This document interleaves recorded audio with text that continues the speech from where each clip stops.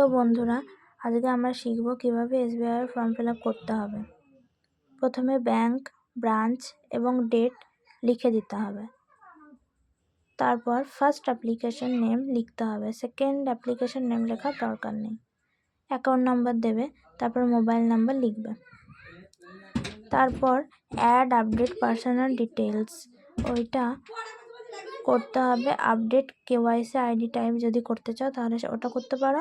আর 2 নম্বরে address change যদি করতে চাও তাহলে এটা করতে পারো। সবগুলোতেই কিন্তু টিক মার্ক দিতে হবে।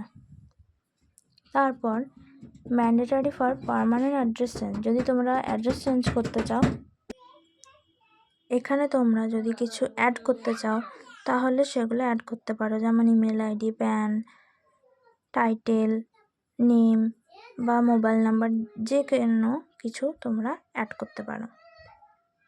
তারপর আছে আধার অ্যাকাউন্ট বা চিপ মডিফিকেশান,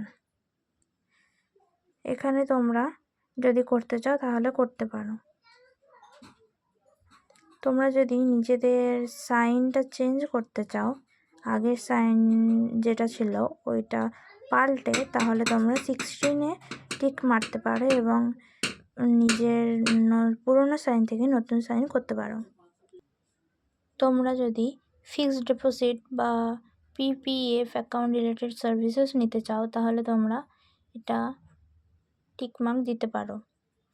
তারপর আছে আদার অ্যাকাউন্ট রিলেটেড সার্ভিসেস, এখানে তোমরা যদি করতে চাও সেটা করতে পারো। তারপরে আছে নমিনেশনে তোমরা যদি কাউকে নমিনি করতে চাও তাহলে এটা করতে পারো। তারপর আছে এপিআই রিলেটেড সার্ভিসেস, তোমরা যদি করতে চাও করতে পারো। চেক রিলেটেড সার্ভিস, এখানে তোমরা যদি করতে চাও করতে পারো। তারপর আছে debit card service, debit card নিয়ে যদি কোনো কিছু করতে চাও, চেঞ্জ করতে চাও বা কিছু করতে চাও তাহলে তোমরা এখানে করতে পারো। তারপর আছে ইন্টারনেট ব্যাংকিং সার্ভিস, এখানে তোমরা যদি করতে চাও করতে পারো। এখানে আছে প্রথমে তোমাকে নিজের অ্যাকাউন্ট নাম্বার দিতে হবে, তারপরেরটাই তোমাকে ডেট অফ বার্থ দিতে হবে, জন্ম।